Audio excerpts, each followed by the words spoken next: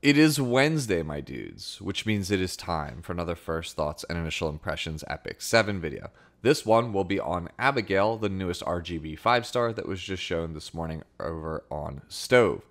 Check back tomorrow for Last Piece Corinne, which will be the newest Moonlight 4-star as she was delayed until then. And then Friday, we also have a balance adjustment preview, so there's going to be a lot of my 2 cents being passed around this week. So if you're interested in any and all of those opinions, make sure you leave a like on this video, subscribe to the channel if you're not already, because it does help me out a ton, and just sit back, relax, and let's just jump into it by first looking at Abigail's S3 animation. Life is pain. Let me end it for you. You should rest now. And forevermore. You seem like a gentle soul. You are, aren't you? While I don't think that the attack is the most powerful or cool looking, I do think that Abigail is beautifully animated, and as such, I do think it is a pretty good looking S3. In the English dub of Epic 7, Abigail is voiced by up-and-coming voice actress Sam Slade, who you may have heard if you play the English dub of games like Dislight or Genshin Impact. Taking a look at her stat line, she is a Fire Warrior of the Aries zodiac symbol, which means she shares a stat line with Edward Elric. Taking a look at her stats, she has 984 attack, 6,266 health, 117 speed, 637 defense, 15% critical hit chance, 150% critical hit damage, 3% dual attack chance, and no effectiveness or effect resistance. Imprint release is effect resistance for 2 members of the team, which is actually super good because of the passive that we'll be talking about in this video. And imprint concentration is going to be critical hit chance, which is pretty much the money-making imprint at this point because it's just super valuable compared to many other imprint concentrations in the game. So if you really like the character, dupes are going to be incredibly good on her. Backing up and taking a look at the actual stats, though, attack is low, but we don't care because usually every Aries warrior that we've had so far is health scaling, and that's no exception here. We'll talk more about those moves in a second. Health and defense are about average for a warrior, so not exactly lacking on the bulk. 117 speed is very fast, 3rd fastest amongst all warriors in the game. And everything else is just standard. So we're not really bad at anything other than the attack stat. And again, we don't really care because up until this point, all Aries warriors are health scaling. And again, Abigail is no exception as we take a look and jump now into the skill section. First up, let's talk about her skill 3, which is Scarlet Garden. You acquire 3 souls upon use, and it has a 4 to 5 turn cooldown depending on Malagora. After dispelling all buffs from the enemy, attacks with a field of bloody thorns, inflicting injuries. Damage dealt increases proportional to the caster's maximum health. The severity of injuries increases proportional to damage dealt. Injuries decrease max health of the target by up to 25% every time this skill is used. First off, I want to say that dispelling all buffs even on a single target move is usually pretty good. That said, the only other thing that this S3 does is injures the target, and traditionally single target injury is not very good. As an example, let's look at the 4 most commonly played characters that have injury in the kit or are played on the injury set. Bellion, Edward Elric, Ilanav, Alancia. All of these characters have AoE skills in their kit. Spoiler alert, Abigail does not. She is all single target damage.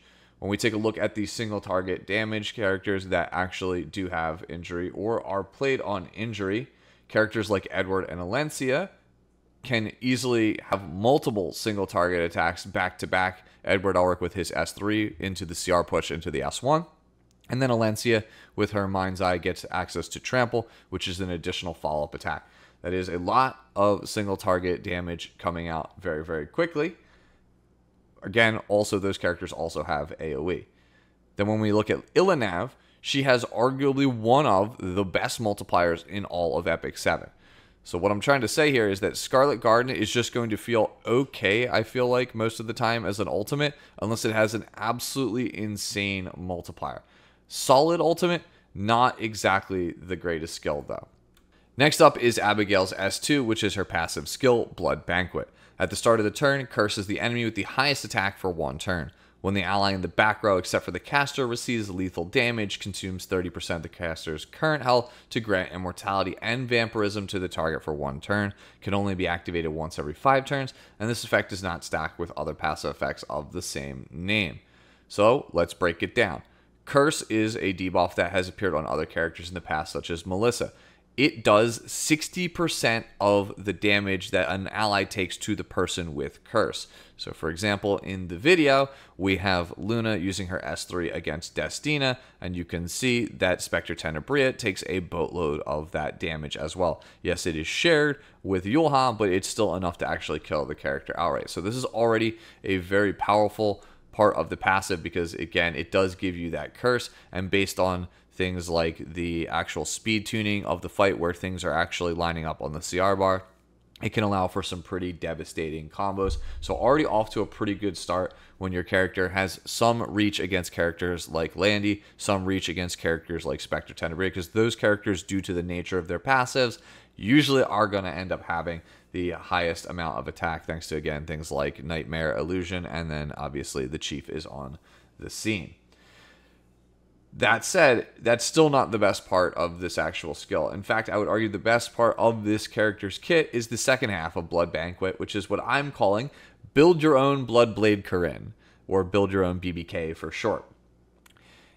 Basically, the character in the backline, if they would die, instead they get the 1-turn immortality, and they are going to get vampirism, which is essentially like lifesteal, absorbs 30% of the damage dealt as health. This is incredibly good versus certain aggressive or cleave compositions because it functions very similarly to how Troublemaker Crozet functions. You are essentially protecting that one carry so that they can stay alive as long as possible. You could even potentially put your tank there if you want, depending on what that character actually is. Maybe it's like Crimson Armin or something. There's a lot of build possibilities for sure. In fact, I think that's actually the most interesting part of this character is I feel like people are going to be building characters that accompany Abigail for this exact scenario. People are probably going to be building Abigail really tanky so that way she doesn't die in one hit before Blood Banquet triggers, and you're going to pair her with a character that is particularly good and might have a lot of effect resistance. We already talked about potentially a tank in the back like Crimson Armin and the protection that can provide you because you can dodge things like Straze, for example, and still have your mitigation source on the board and still have access to her powerful S3, things like that. But there might be other hard carries that are not BBK and not Charon that synergize incredibly well with this passive. What those characters are kind of escape me at the moment. Characters like maybe Apocalypse Robbie on an ER build might be particularly good to dodge things like Savior Auden and not get killed in one hit. You might have potentially maybe Arya in some scenarios might be pretty good with this character. There's a lot to think about here, a lot to unpack, and I think in the coming weeks to months, we'll probably discover some really powerful synergies with Blood Banquet. These, again, are the kinds of passives that I like seeing on characters in Epic 7. They make them exciting, make them have interesting possibilities, and kind of discover synergies with characters that you may not have thought of before. That said, if this character does get killed early, then you don't get any actual benefit from Blood Banquet. So if they just focus Fire Abigail, that's kind of bad. That, to me, suggests that for the way that I would play the character, I would go incredibly tanky. I would play her more of a speedy like supporter rather than a damage dealer. I'd probably go for like 22k plus like you see in the actual video. Maybe 100% critical hit chance, but not really focusing on damage so much. Just again, trying to get as much bulk as I can get on the character and try to go as fast as I possibly can, because having a really fast character potentially synergizes really well with the last skill we'll talk about, which is our S1 Ambush. Attacks the enemy with bloodied wings and increases combat radius of the caster by 15%. When used on the caster's turn, has a 35% chance to activate Might as an extra effect. Damage dealt increases proportional to the caster's max health. You can soul burn for 10 souls to activate Might at 100% rate instead of 35. And Might is an additional, I assume, non-attack skill component that increases the combat radius of all allies by 15%. So that is potentially punishable by characters like Celine, potentially punishable by characters like Paladin, so do keep that in mind when you're drafting this character in World Arena, or you're bringing her into specific Guild War or Arena defenses. So that, again, keep that in mind. Ambush seems like it's a fine S1. 15% combat readiness on an S1 is usually what we think of as the standard nowadays. It used to be incredibly good, but now it feels like everything actually has it. And the soul burn is very reminiscent of Ahmed, who we recently had a couple months back. That's honestly what it feels like. It feels like Ahmed's S1 with the caveat of it is going to do more damage because it's on a damage-based character instead of a pure support character. And then also it can potentially trigger these non-attack skill synergies, which is kind of like the drawback to it. But otherwise, you can think of it functionally very similar to how Ahmed's S1 is. Sometimes you soul burn it because it could win you the match, but most of the time I think it's just going to be an okay filler skill in your off turns. So now let's finish up by talking about Abigail's artifact, which is Golden Rose. When attacking, if the caster's health is 50% or more, increases damage dealt by 8 to 16% depending on artifact level, and when health is less than 50%, recovers 15 to 30% of the damage dealt depending on artifact level. So correct me if I'm wrong, but that is 12% damage increase at plus 15 and 22.5% health recovered when you are at plus 15 on the artifact. So this is essentially a different version of Sigurd Scythe when you think about it. That said, I don't necessarily know if it's better.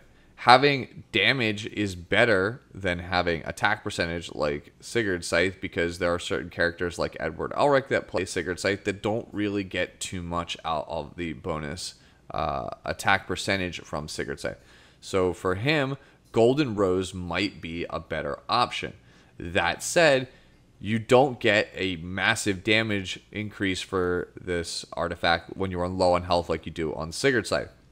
What makes Sigurd Scythe so good is that when you're under 50%, yes, you get the lifesteal, but you get that huge increase in attack, which translates to more damage dealt to your opponent, so you are more dangerous as a DPS. And because of that higher damage threshold, you are getting more health back on Sigurd Scythe as a result, which means that it's just better for lifestealing. My fear is that Golden Rose is going to be good at the start of the match compared to Sigurd Scythe, but then when you're in that low health state, when you really need to recover that health in order to stabilize a game, you're just not going to have the actual damage, and in turn not actually have the lifesteal needed to actually take advantage of it. That's my gut reaction on this artifact. This is definitely one that I think a lot of people are going to have to test. It does have really high base HP for a warrior artifact, so that is pretty good. But yeah, this is probably not going to be as good as Sigurd Scythe, but again, it is an alternative, and I feel like there are some scenarios on some characters where this could be a very, very valuable asset to that character. It's definitely one I would pick up a copy or two to experiment with.